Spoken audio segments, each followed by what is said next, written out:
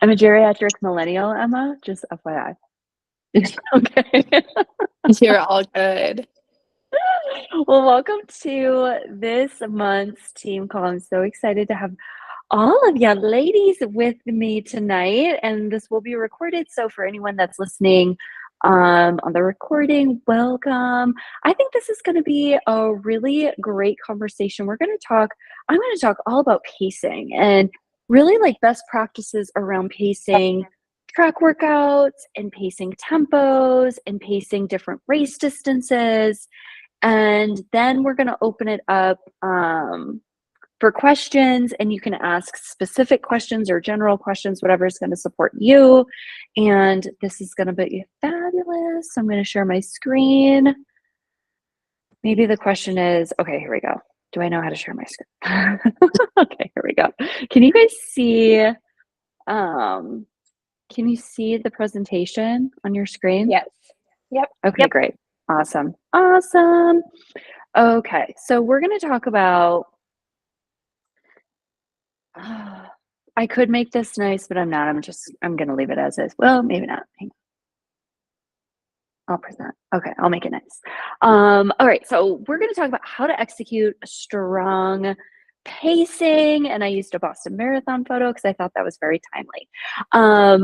How we show up in training is how we show up on race day. And this is something that I say a lot. You might have heard me say it quite a few times already in your training. I know it's something that happens, whether it's all the good things in training and they show up on race day, or all the little like weird things that kind of show up in training, they can also show up on race day. And my race on Sunday was a great example of this because I had been, for some workouts, I was having a very tough time finding my pace, and I would like go out too hot and then I couldn't like finish up the workout feeling like really good. And the same thing happened on Sunday. So it's interesting. And then there can be other cycles where it's the opposite, and there's really like good mental strength, and there's good nutrition, and there's good pacing, and all of that can align to on race day. So it all comes down to like what type of pacer are you when we talk about pacing workouts. So we're going to talk about track, tempo, and then racing. So some general pacing strategies are to really like, whether it's a track, tempo, or a race, to seriously stay so focused in on the interval or the mile that you're running. And that's going to make a huge difference. It doesn't work in our favor to be thinking about what's happening a 5K away, or what's happening in the next interval set. So 2 weeks ago, I was at practice. I was having a really hard time focusing on my interval sets because it was really fast. It was really hard. And quite frankly, I just didn't want to be doing it. And I was having a hard time like staying in the interval. And my coach is like, "What's going on?" And I'm like, "I keep thinking about the next interval and like my splits that I need." And she's like, "Well, that's not helping this interval." And I'm like, "You're right. It's not." So really staying true to being in that interval or staying in that mile is going to be so helpful. It keeps you present. And then it also allows you to create a lot of strength because you can gain a lot of confidence from staying present and staying dialed in to what you're doing. And it's really important to know that every interval and every single rep, maybe even miles, are going to feel different. And it's just about noticing that pace and noticing what's different and not necessarily judging it. Because if we judge it, it's probably not going to be the best use of our energy. And it just kind of creates this domino effect. On Sunday, I had this like pinpoint hairpin turn in the race. It was around mile 4. And when you're like running hard and you have to like really pull back, take a quick turn, and then accelerate again, I was like, "Oh, wow, now this pace feels hard," right? And then it was kind of this like trickle down from there of just each mile I got a little bit slower and a little bit slower. But if you just notice it and release it, you can create a lot of strength in that. Running relaxed is so key to also running a really strong anything. That's shoulders, it's face, right? It's hands, it's arms. Really being as relaxed as possible is going to make your fitness shine and really make everything feel easier. There are some ladies on the call tonight that I see in person, and you might hear me say, like, relax, relax, relax, or maybe you hear me say it to other people.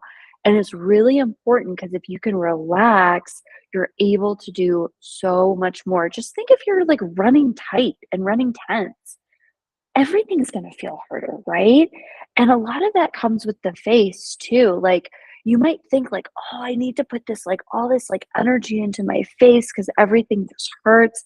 And really that's gonna make the pace feel harder. So I have 2 race photos. They're a month apart. One was from the Houston Half in 2022, and I was running. It was a terrible race. It was, like, so hot, so humid. I was, like, sweating in my warm up. It was awful. And I'm coming down the finishing chute, and my face is, like, so tense. I'm just miserable, right? And I ran, like, a B day, B type of day. And a month later, I ran a 10K PR, and I'm coming down the finishing chute, and I look like I'm easy breezy, like I'm not racing at all. And I thought, oh, that's kind of strange. Don't you want to be looking like you're racing? No, you want to be looking like you're relaxed and everything feels good. The pace will follow the body. So you want to stay also focused and present with what you're doing by staying in that interval, staying in that mile that you're in. And maybe that's chunking it up or it's staying grounded. You can chunk up your anything that you're doing. Like if you're on the track, you can chunk it up by 100 meters. If you're running tempo, you can chunk it up by the mile. I like to stay grounded by looking at 5 different things and just staying really focused in on what I'm doing, staying focused in on my breathing, and then maybe looking at like 5 different things around me. You also want to be intentional. You don't want to sprint off the line with whatever you're doing, even if you're running. I guess if you're running 200s, you could sprint off the line, but you want to be really intentional with your pacing strategy. I'm a big believer in most things that we can progress into pace, and it's not something unless it's maybe like a 200, a 400, a 600. The girls had 1Ks last night, right? That's like pretty zippy out of the gate. But anything longer than that, if it's tempo, if it's racing, you really wanna progress into it and not get too fast where then you have to pull back. I didn't do this on Sunday. I got a little ahead of myself. I call it I got greedy with the pace because it felt too good, but I knew it was too fast. You also wanna visualize running a smooth and steady pace. If you can take a second, and I think Meg was on the call where we talked a lot about visualization, you can visualize yourself, and that could be closing your eyes and like thinking about like you running on the track. You could have someone take a video of you running. Visualize running smooth and steady and just like a metronome. Tick, tick, tick, tick. Ellie is great at pacing. A lot of you are great at pacing. Ellie ran like it was a very consistent run yesterday. It was like the same mile splits. Um, but if you can visualize yourself running smooth and steady and practice that and feel it when you're running, oftentimes it will come true, which is great. So let's talk about track workouts. They are the Oval Office. So the Oval Office is your friend. I think a lot of people on this call use the track. I know Callie uses the treadmill quite a bit, kind of the same thing in some ways. Um, but each loop is 400 meters, which is roughly a quarter mile. There's 4 laps in 1 mile, and I really like using the 100-meter intervals to break down pacing if you need it. If you feel like the 100 meters is just like too much math and too much brain work, and you kind of have a handle on pacing, the 200-meter is the way to go. So, actually, before I begin this section, I want to say that pacing is practice. Yes, some of us have like a gift with pacing and it can come more natural, but it is something that the more we practice, the more we're intentional, the more that we are on the track and we're really looking at our 100-meter splits, the more we do it, the easier it gets. And unfortunately, every training cycle can be a little bit different. If I'm trying to pace a marathon workout, I'm usually like 99% there. I can pace really well. Half marathon, pretty good. 10K or 10 mile, not so good. So I have to work on that, right? So it's all about the way different paces feel, right? Because like all those paces feel very different and how you can pace them, but it all takes practice, all right? So let's get back to the track workouts. For example, if you're running, let's say it's a 90-second 400-meter rep, which is a 6 minute per mile pace. Woo, that's fast, right? 90 seconds. Each 100 meters, and there's a marking on the track that shows you 100 meters, that would be around 22 to 23 seconds. And what I love about the smartwatches is that we can use our smartwatch and we can use it to our advantage. So there's a setting on most of our watches where if we are in a workout, we can just click the screen to show a different screen and it can show the lap screen. And the lap screen is super important because it shows just where you are in that lap. So if you don't hit the lap button, it should default to 1 mile. If you hit the lap button, let's say you're running a 400-meter workout, you hit the lap button at the start and you hit it at the end, it's just going to show you that interval section and it's awesome.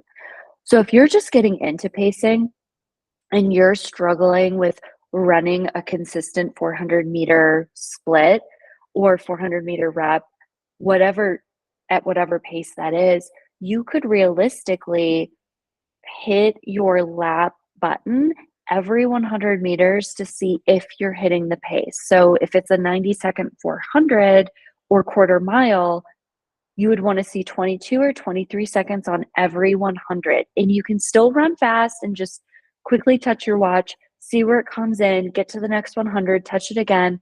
And what I love so much about this is that it really breaks it down and it shows you where you get slower and where you get faster. So I know I get slower in the middle of anything. So for me, it's going to be in the middle of a 400 meter, I get a little bit slower.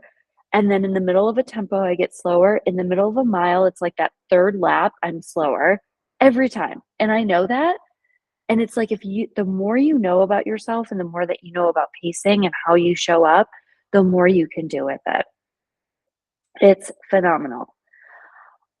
Pacing gets better the more that you do it, right? And it requires a lot of focus. So that's like maybe the only downfall. If we're tired, if we're busy. I know I've been kind of, I would say over the last month, like maybe, not maybe, I have been like resisting pacing and I'm just like, it is what it is. Like I'm just so tired, um, which doesn't work because it gets to be intentional. It gets to be a lot of focus. Um, and it's something that you always have to work on. I can be a human metronome. There's other people on this call that are human metronomes where they can just click off the same pace. But it still requires focus and it still requires practice. So you can get there too. Let's talk about tempo runs. I love tempo runs. Tempo runs are great. I know there's some people on this call that love tempo, and there's some people on the call that don't love tempo, or maybe see it as more of a challenge, but tempo can be really great. I suggest picking a route that's going to set you up for success. So, understanding your strength as a runner and the race that you're running. So, if your strength is flat and fast, right? Or your strength is running a 1 mile loop, like that's what I do in Boulder. I have a 1 mile loop and I do my tempo runs on that. Maybe your strength is hills. I have some athletes where they love hills and they succeed running tempo on hills. Or maybe it's a long out and back, whatever that is, understand what's going to set you up for success that also works with the race that you're running. So if you're running let's say we have some Chicago Marathon athletes on the call. Like, if you're running tempos this summer and fall, you'll want something flat because that mimics the course. And it's a great way to feel the pace, to understand the pace. Loops can be really beneficial if you are someone that wants to chunk up the tempo run a little bit on shorter interval sets. So a loop could be a mile or 2 miles or a 2K. Um, and then, of course, anything like hilly, like Boston, take your tempo to hilly so you could really feel the ups and downs of the hills and how you kind of shift and pivot into your pace. But you want to take tempo runs 1 mile at a time, or if you are running something like a loop, you could take it one loop at a time. You want to start at the slower end of the tempo pace or the tempo spectrum. So a lot of times you'll see in your workouts, there's a pace grade, right? There's a interval set. You might have, for some people on this call, you might have like very specific pace ranges. And for some people on this call, you might have very specific effort ranges. You want to start out at the slower end of that spectrum and work into it.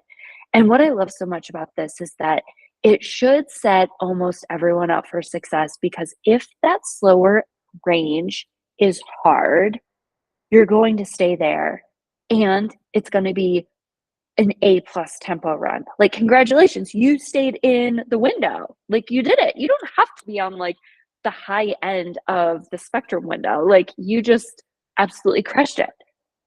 If you're having an A+ day, you can work your way down and run the faster end of that tempo. And there's something so awesome about a progression tempo where you start out at a certain pace and maybe over the course of that tempo you cut down by like 5, 7, 10, maybe 15 seconds.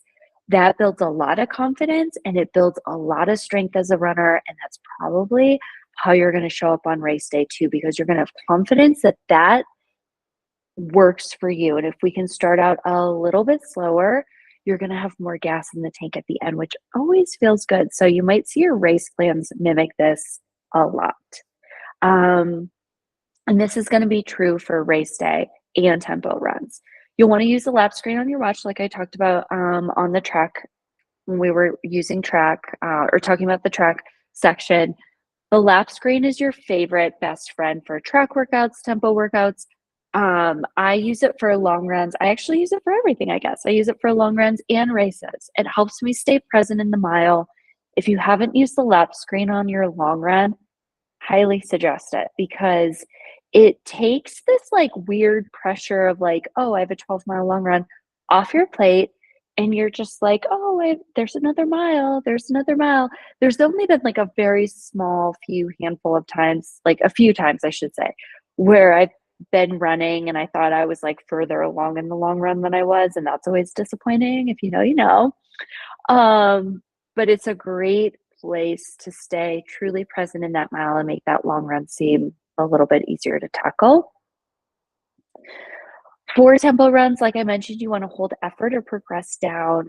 A little push and effort can go a long way. And I think that's something that is a huge secret weapon to pacing, is that if we are working at a tempo interval and we're starting on the slower end, a very small push and effort should get us the time that we want to see. And if the time ever isn't there and like what you want, always run on effort. So tempo definition, there's a lot of different tempos. You can have marathon tempo, you can have half marathon tempo, you can have true tempo, and then you can have threshold, which is a little bit faster than tempo. So marathon tempo is like 5 or 6 out of 10.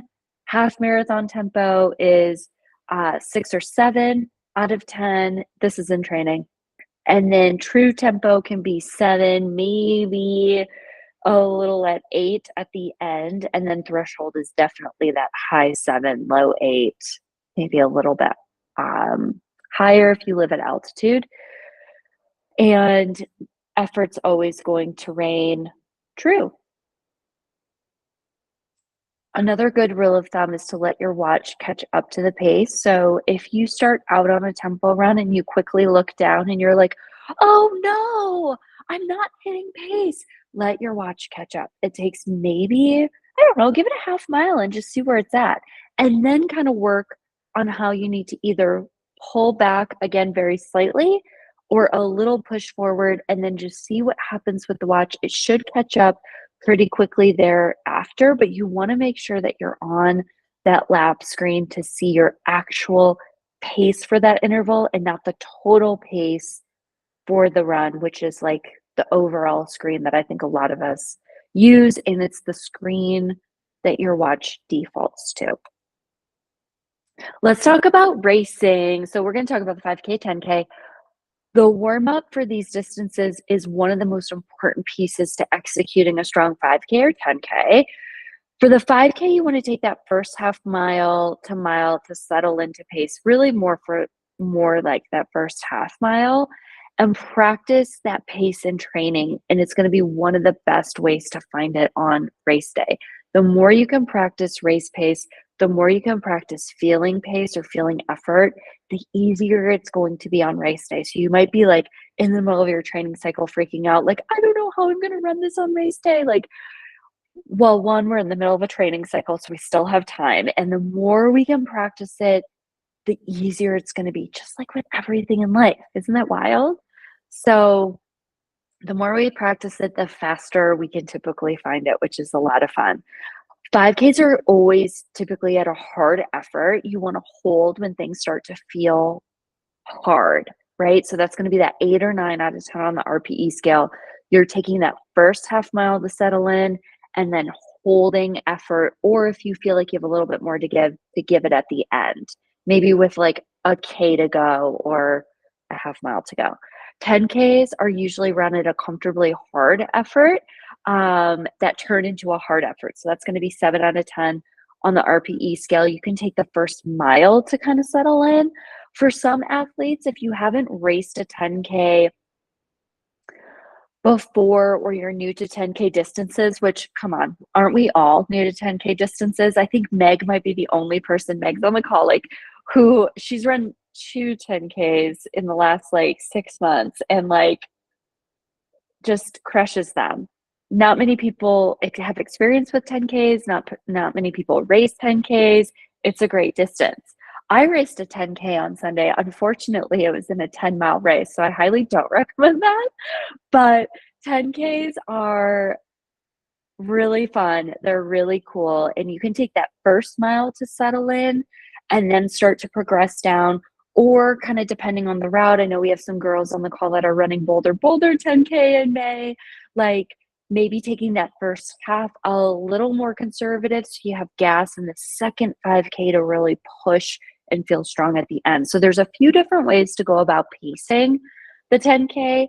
And for those of you racing a 10K this spring, we'll talk about that at practice too, on what's going to work for you, and specifically if you're running Boulder about that course, because it's just very different than like a flat 10K. So racing a half and a marathon, progression's always easiest, so you can negative split these distances or get as close to a negative split. Negative splitting a marathon is tough. So negative splitting a half, not as tough. What you want to do is chunk up these distances by a 5K and then focus on the progression. And a lot of times when I give race strategies, the progression is very similar to what you have done in your long runs. And that's intentional because what we practice and what we do in training is how we show up on race day. And it also gives the runner a really, like, I think it's a good confidence going into race day, knowing I've done this a handful of times in training. Why can't I do it on race day? I'm tapered, I'm carbo loaded, I am ready to go. Like, you're in training and you're doing this and you're tired, you're fatigued, you're running on tired legs and you're still able to do it. It should give you the confidence going into these big races that you can do it. You want to use each 5K marker as a way to check in with yourself of like, okay, I started, I'm at the second 5K, how do I feel? Can I move forward? Can I progress down per the race plan, or do I need to hold back because effort's feeling the way it kind of felt towards the end of my tempo runs, right? So it's all about feeling too and how you feel in the race and how you equate that back to where you felt that way in training. So you want to pace just like we practice in training. And the first half of these race distances get to be slower than race pace for a chance to negative split. And typically, if you can pull back just a little bit in that first half, you will have the gas and the endurance in the second half to race and feel super strong. So I raced the Indy half in the fall, and it was so great. I went into it feeling really confident. I went into it feeling really excited. I had worked lot of progression tempos in my training. And then lo and behold, Indy by far was like a unicorn race where I started out at like 6:50 minute mile pace for 1 mile. I dropped down to 6:45. And then each 5K, I just got faster and faster and faster. And I negative split it and ended up running like a 6:24 for the last mile, and I felt so good. And then we cut to Cherry Blossom 10 miler, which ironically, I put this presentation together on the plane heading out to DC. And if only I took my own advice, I got a little greedy with the pace and went out hot. And it like felt good. And I was like, well, it feels good. It feels like really smooth. Like maybe today's my day, which is good to like have that confidence, but then it got real hard after the 10K.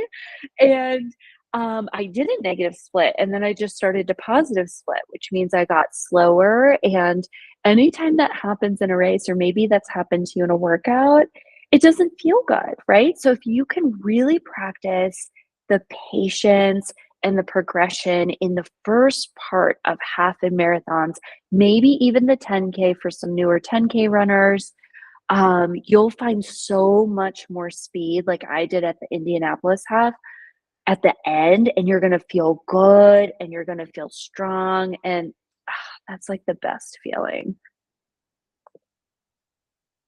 All right, so that's the presentation. I'd love to see if anyone has any questions, any comments, anything they'd like to share or talk about. Anything to clarify? Our 10K runner.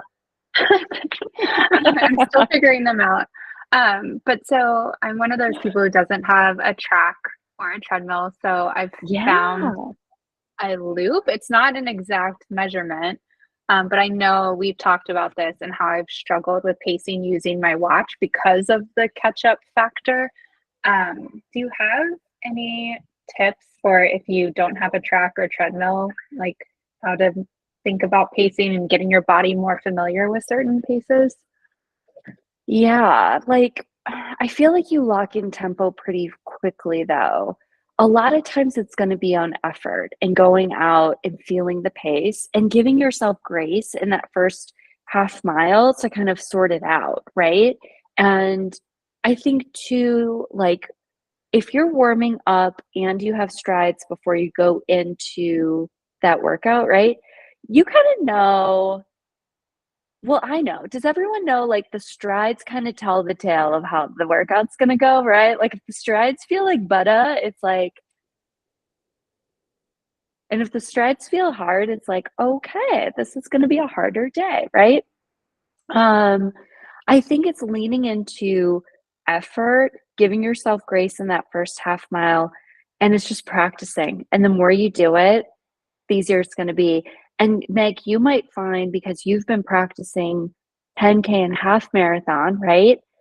That when we transition to marathon training, that just like clicks and it's just like easy to flow into it. I don't really have like a trick per se, but I will say the more you practice it, the easier it is for sure. But you run in Florida, so that's basically like a track, right? Is that okay to say? It's super flat. Yeah. It's super flat. I mean, gosh, that's so nice. Oh, I like have 0 flat where I live. Well, I have that 1 mile loop. That's not actually flat. It's like down and up, but it's like 5 feet, which I'll take. I'll do it. maybe 10. Yes, Callie, I'd love to hear from you. So I just have a quick question and I'll mute myself because it's Yeah. got to be loud in my car.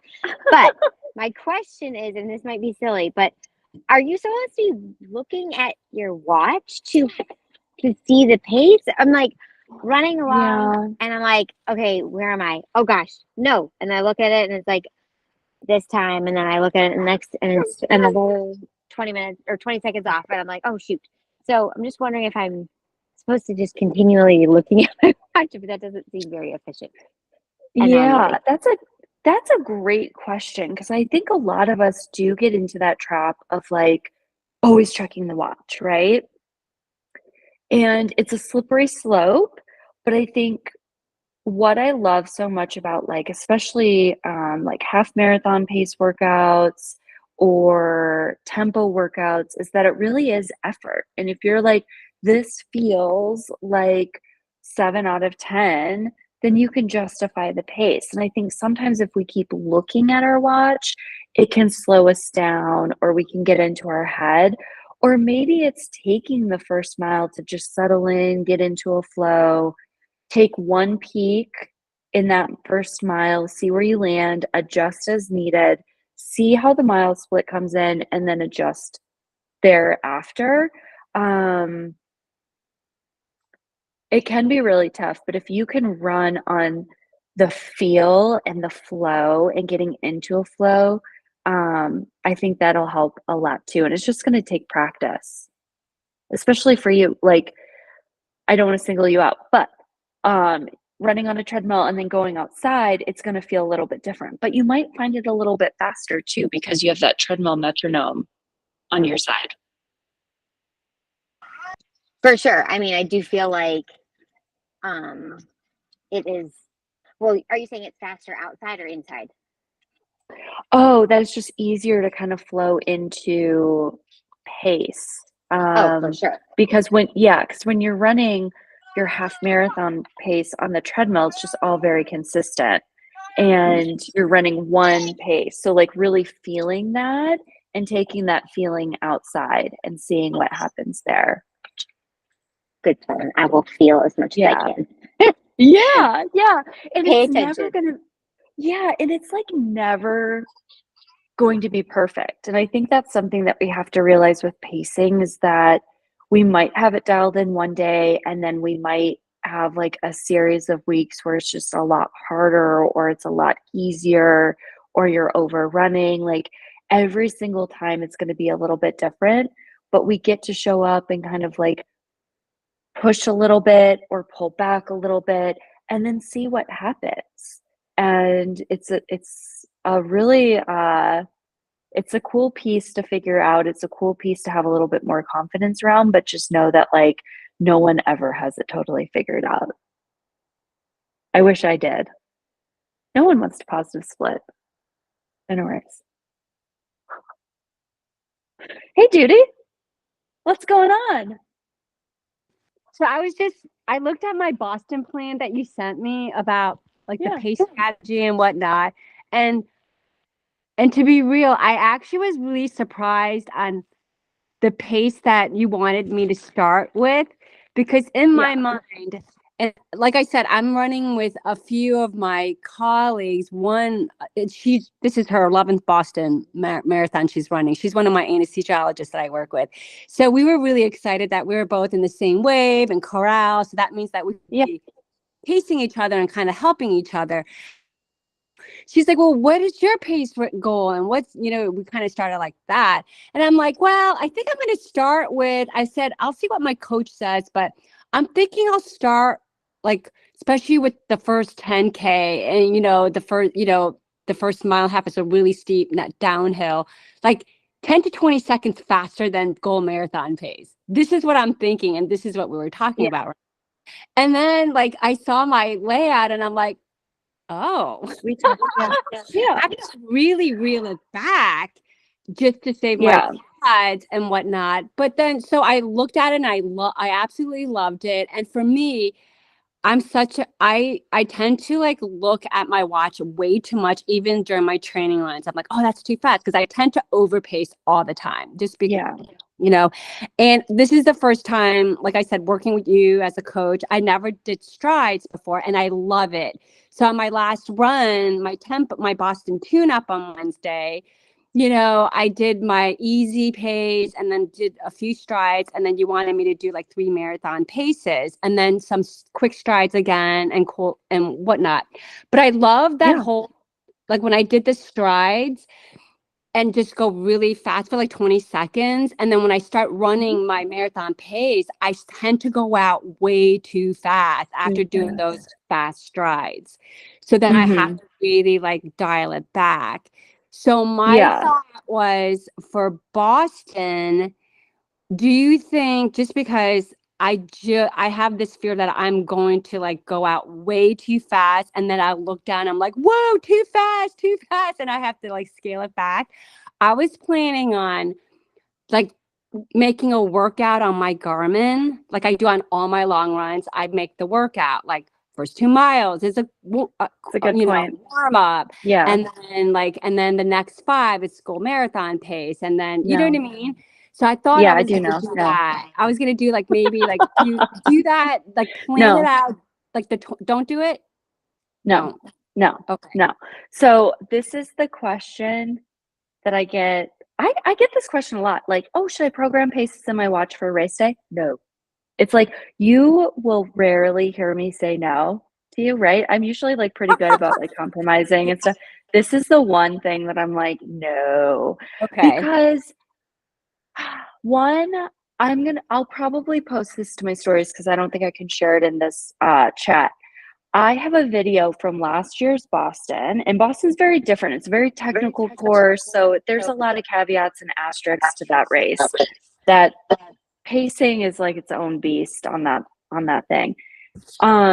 It's very crowded at the beginning.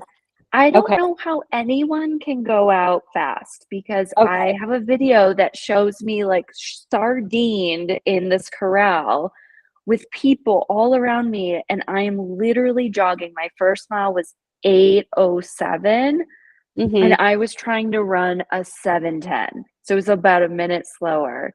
I don't think you'll have the capability or the capacity to go fast. I think Okay.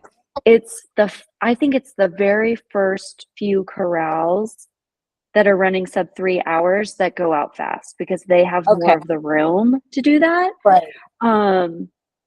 But I think like when it comes to, I'm glad you brought up like programming your watch with paces, because on race day, we could have a breakthrough day that is a little bit faster than what we talk about, right? And if you're just constantly, if your watch is constantly telling you're too fast, Yeah. do you think that's Yeah. going to cause like some anxiety? Oh, for Your sure. heart rate's probably going to like go through the roof. And like, yeah, so I would just like lean into effort, lean Okay. into trusting yourself. Like, I went out too hot on Sunday and I was like, this could be my day. But it wasn't my day, and that's okay. But like, I couldn't imagine having a watch beeping at me. Like, it would have beeped at me the entire 10 miles, because what happens if you slow down, or what happens if you don't have the day that you want, and then your watch is telling you that you're too slow? Like, no one wants that. No one wants that. Yeah, so I would totally lean in, trust yourself, and if your friend wants to go out hot and go out fast, like, let her, and then tell her you'll see her at mile Whatever. 16 through 21. Yeah, I actually have I have her, and then I have my other friend. He actually was like in a higher corral than me. He was in wave 3, but he was like in corral 2. And he's actually moving down. He's moving down to my corral. He's gonna run with you. Oh, Yeah. nice. So I have 2, but he said, and then I'll just let you do your thing, because I'm gonna like stop and kiss the girls at Wellesley. I'm like, you do you. I'm gonna just continue to go on. So yeah, that's great. That's fun. yeah. That's super fun. Maybe he'll catch up to you, because it does kind of open up after that, for sure. And I think back to Meg's question about like pacing and stuff. without having like a track and a treadmill. Like what you could do is put out cones or maybe sidewalk chalk because you have kids, sidewalk chalk, and mark out like quarter miles and use that as like, I'm going to work on running, like a 140, 200 and just repeat. Or if it's like half marathon tempo or marathon tempo of like, I'm going to keep running these quarter mile increments and hitting my watch. And maybe it's like a full mile or it's on the loop where you mark it. And then you hit your watch at every quarter mile and just see how it lands and where you're getting faster and where you're getting slower. On Final Surge, I can see that. I'm not sure if you can see that. Like when you open up your run, can you see like your pace graph and like, when you shoot up real fast, not you, but like in general? Yeah, athletes. Shoot Yes, up I real think there's fast. a function with athletes where we can see that. It just scares me because it's a lot Yeah. of there's It's a a lot of lot of charts. stuff. Yeah. Yeah. So I'm open to that too. If as your coach, like if there's times even with the girls here on what that participate on Wednesday night, if we're running 400s, Ks, and you're like, oh, Coach Sarah, I'm going to lap my watch every 400 meters. Great. That's fine. Until we get it dialed in, let's do that. Because I think that will help in the practice of it, and then that'll be good.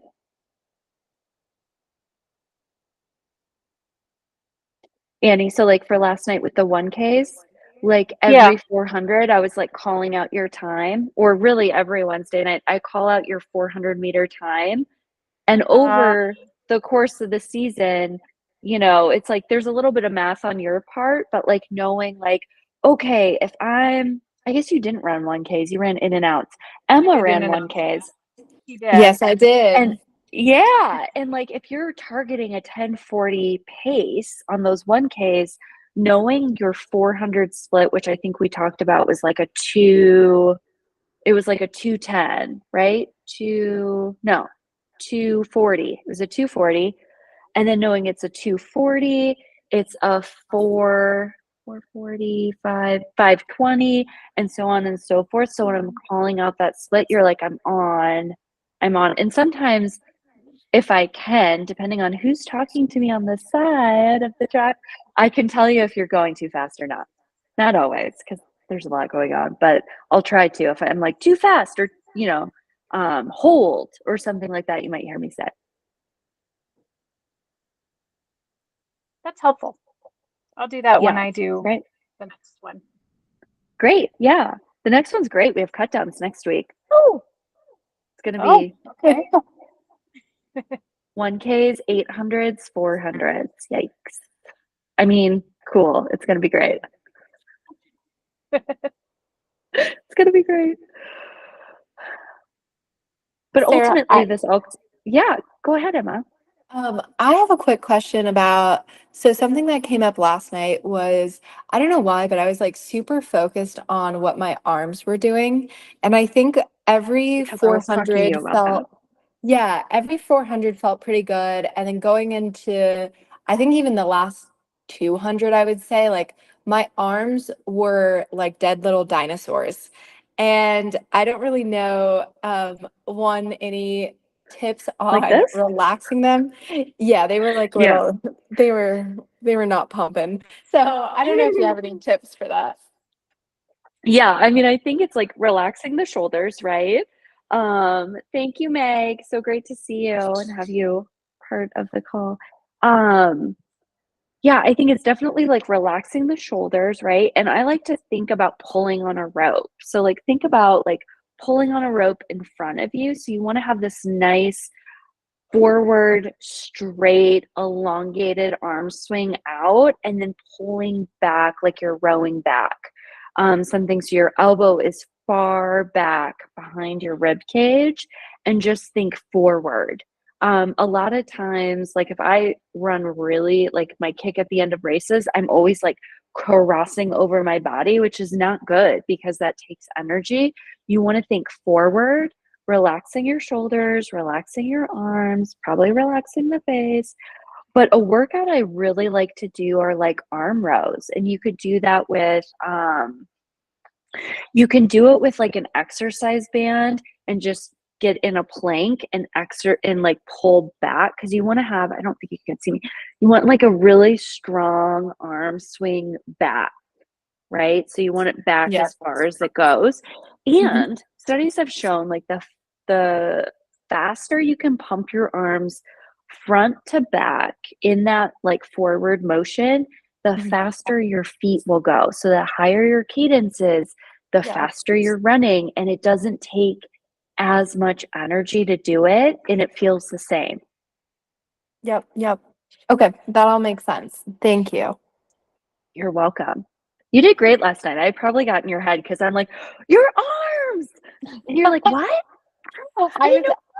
I was so No, locked in. I was know. listening.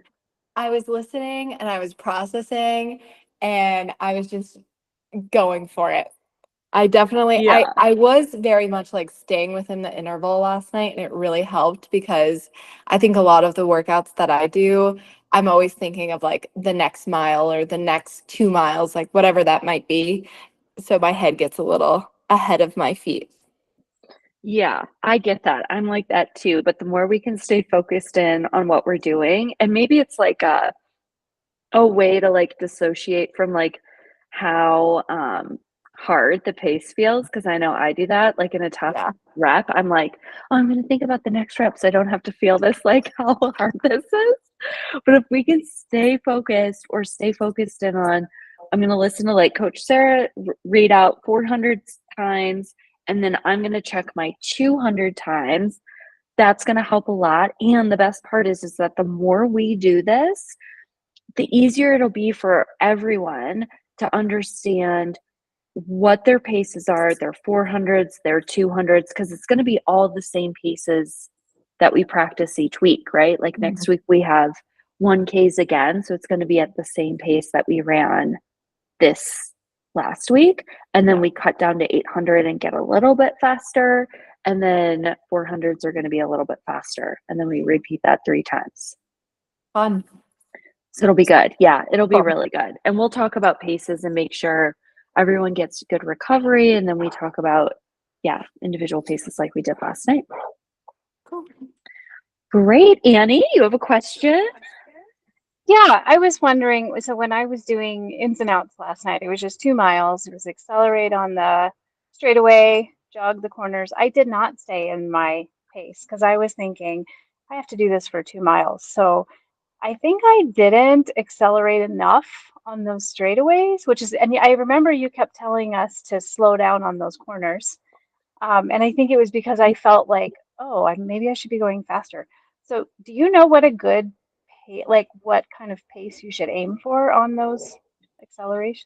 Yeah, that's a good question. I think it always depends, right? Like you're just getting into speed work, as with Susie. Yeah. So it's like any acceleration is going to be great acceleration. And I didn't want it to be so extreme that you like were sore for 3 days and can't run, you know? What Yeah. I was hoping to see was just a little bit more of like a jog on the corners to kind of have more of a polarized pace of like some faster stuff on the straightaways, and then like a real jog, like slow, slow, slow on the turn. And that's something that we can practice because that was your first night doing that. Yeah. And I know there was a lot going on, and I was trying to like, all of a sudden you guys were there, and I was like trying to, yell in a nice way, like, hear me. Totally fine. No, it's helpful to hear that. Aggressive. No, not at all. I think I really appreciate the feedback because then I can go, oh, okay, slow down. You're going too fast. Yeah. No, that was great. Which is a good problem to have, right? Everyone wants to hear that. Slow down, you're going too fast. Yeah. It's a good, it's so good. Yeah. Hey, Judy. You're welcome. Judy, do you have a question? I think I just did No. it by Oh. mistake. Oh, that's Sorry. okay. That's all right. You're excited. You're tapered and carb. You I are was actually like, excited. I was just actually walking like downstairs, and I'm like, okay, I gotta like finish packing, and I'm just kind of like Yeah, listening and getting my, you should and I do think I that. hit it. Oh, that's okay. That's okay. Yeah. Does anyone else have a question or comment or feedback or anything that they want to share? Thanks, Michelle, for joining. Christina, good to see you. Hopefully, we see you back soon. Sarah, It's so good to see your face. Did you get my text today? I'm sure you did. Did I text the right person? Are you talking to me? Yeah. Did Yeah, you get my I text? did get Okay, it, good. and it was just kind of a crazy day at school, and then Okay, I coach good. girls on the run on Thursdays, and then Oh, I yeah. just got home and literally hopped on the call, and then I Oh, was gonna just check good. what time do your texting hours end again? Because if I don't get back to you today, I'll do it tomorrow.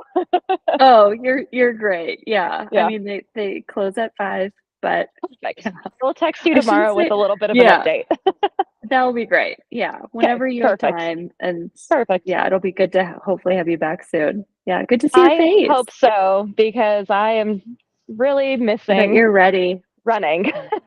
It's been since the end Yeah. of February, so I'm ready. I'm hoping I get some good Yeah. news on Monday. Yeah, Oh, good. Good. yeah, Yeah, we'll see. me too. I mean, it's Marathon Monday, so like you have It's a to. good vibes, That's right? good I know vibes I'll be only. watching.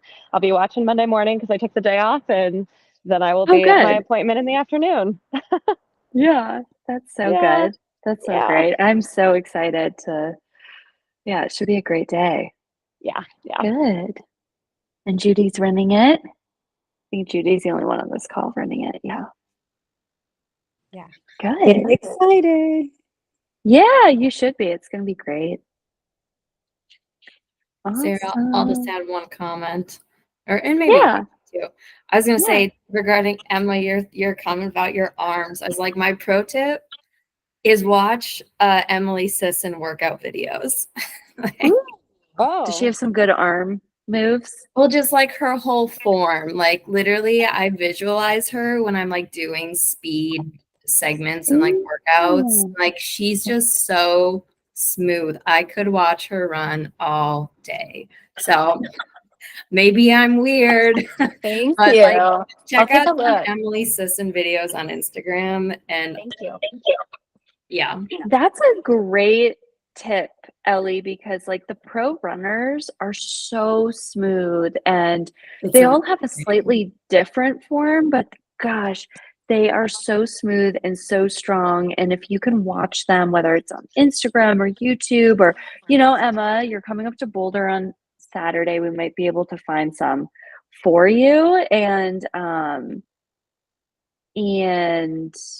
yeah, like just watch them and they know everything. yeah, it's Love quite it. fun to watch. Thank you. Yeah. And then Sarah, I was gonna say, like, I feel like, well, right. So I haven't raced in a while. My last I race, know. grandma's last year. I remember like coming through even at half, like I was hitting what was like targeting to be my pace. Mhm. And then I just kept seeing like my heart rate go up, up, up, and up. It's like, Yeah. It was a like, one day, right? yeah, the last like 8 miles weren't great. But like, what any tips or like if you recognize like at what point should you just like I'm not going to be able to sustain this pace, and like how can I like pull back just enough so that it's not like a blow up, but you're still like as close to your target as possible. Like I feel like I just kind of kept going for it, hoping for the best, and then that didn't Mhm. happen, obviously. Yeah. Like, but I don't know, finding What it happened? seems like a fine line of like no, like seeing the signs and recognizing like I don't think I'm going to be able to sustain this pace, and then like how to adjust so that you don't get into that blow up situation, but you're still like as close to your goal, as possible. I don't know. That's a good yeah, that's a good question. I think it's it can be practiced in training, and sometimes we have like those tempo runs where we're running goal pace and then we're running a little bit faster and then we're running goal pace again, or it could be the opposite. So that's a good time to kind of practice it. But I think if you know based on how you are and what the heart rate's showing, and you know you're not able to sustain it, just limiting the damage as much as you can. So like pulling back as much as you can. And that's kind of something that like unfortunately is gonna, I feel like, gonna be something that you just have to like, we can practice it a little bit in training, but just like you have to make that decision and what that feels like for you on race day, 'cause it's gonna feel different every time, you know? And like you might surprise yourself too with like Yeah. the heart rate and stuff, because my heart rate was so high on Sunday. It was like 185 at the end. And like I pulled back. My coach gave me feedback of like, if there's ever a mile that gets hard, pull back for a mile and then surge again. So I guess you could do that and see if that helps. But I feel like, especially with racing, once your heart rate's high, it's high and you're kind of like Yeah, get back down. screwed. Yeah. Yeah. Bye, Christina. Good to see you. Sounds good. Is it wise to like be looking at your heart rate data, or like No. you just No. internalize and like go off of feel? Yeah, feel for sure. I mean, unless you're feeling ill and you feel like you're gonna pass out, like maybe pull over and stop, right? But I feel like if I would have seen my heart rate data on Sunday, I would have been so in my head, and it would have been like a huge spiral, right? And I think sometimes like the data is good and sometimes the data is like the devil. Like, it's going to like take us down. And like there gets to be, especially with racing, like this like trusting yourself and going after it. And for warmer races, the heart rate's just always going to be a little bit higher. For something where it's a little bit more, there's a little bit more on the line, and I say like the hype around a race like Boston, the heart rate's gonna be a little bit higher.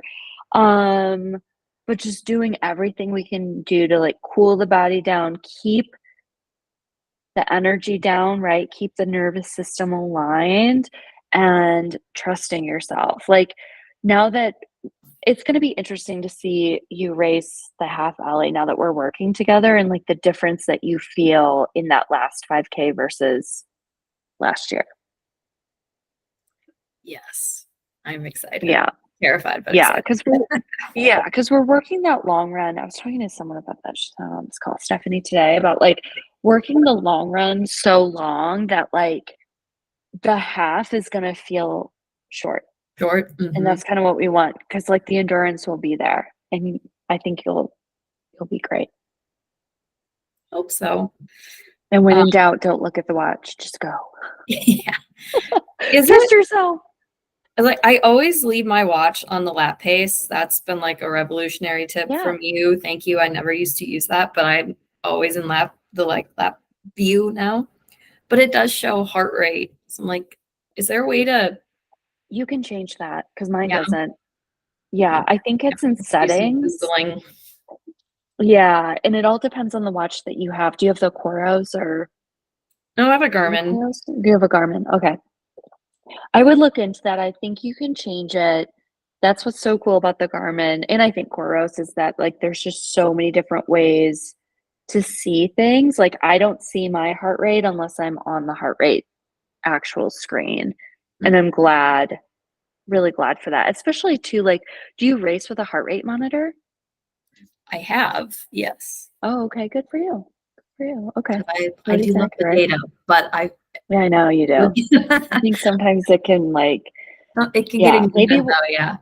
So I feel like my next race I don't want to have the heart rate showing on my watch to I think that avoid would be the good. getting in your head part. Yeah, for sure. And some people can race with a really high heart rate for a marathon. Some people can, right? And I think if we get in our head about it, we don't actually know if we can or not. But our body will tell us if we can't. And that's okay. I think the more we can practice pacing and what effort should feel like, I think the more confidence you'll have going into your race, knowing that like your pace progression is setting you up for success and like, you should feel good. Yeah. It'll feel like hard at the end, but it's like a strong hard, which is way better than like oh, I blew up hard. Absolutely. Yeah. Yeah. All right. Great. Thank you. Yeah. You're welcome. I can vouch that Sarah, that does work, because I feel like in the past I've blown up at the end, and then now I've been feeling better, and all these longer runs, like I did a 14-mile last week and I was like, oh, I just ran 14 miles. You know, so it just gets your body's getting used to it, and so it's good to, get the practice and keep doing it, I guess is what I'm saying. Yeah. Right? Practice, keep doing it and getting longer in those distances, especially if like Ellie has a marathon in the fall, so like we can take that long run up to like 16. Tana's joining. We can take the long run up to 16 if we need to as good marathon prep, right? And for those running like the 10K at Boulder, you have been running 10-mile long runs, and that's going to help so much. It's helping with the endurance, it's helping with the aerobic foundation, and it helps you kind of get in that frame mindset of like, wow, I've been running these 10-mile long runs. Like, I can totally race 6.2 miles because it's just so different. It's a good place to be. Maybe Tamana's she was on the call, she dropped. Anyone else have another question? Comment?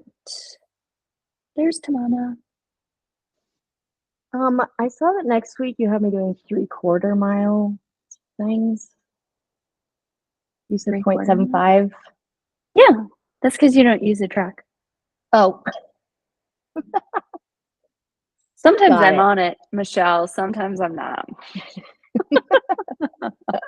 So 3/4 of a mile. So if you were running on a track, it would be 3 laps. Times. Yeah. Yeah. Okay. So if you want to join One of us these for days. North.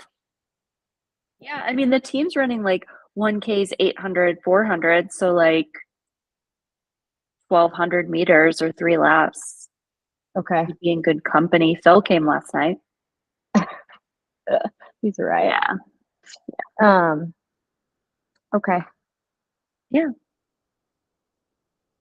Bye, Annie. Thanks for joining. Tamana, we get you right at the end. Hi. Sorry, I had You're another fine. meeting, and I was like, let me just try to fade out of that one. But they're recording that, so I can watch it again. Good. This is recorded too, so you're good. You're good. Yeah, we're just wrapping up. It's nice to see your face. Wait, did I miss the call? I thought It was at 5:00 Mountain this time. I changed oh the my time. gosh, I totally So thought 5:00 Mountain was 8:00 Eastern. Oh. Sorry. If only I was on Pacific time, then it would be. Oh my Bye, god. Michelle. Thanks for joining. Well, I'm glad it's recorded then, because I was looking forward Bye, to it. Emma. Yeah, it's totally, all of this is recorded, so you get to hear this too. I should probably stop recording. Okay, thanks everyone for listening.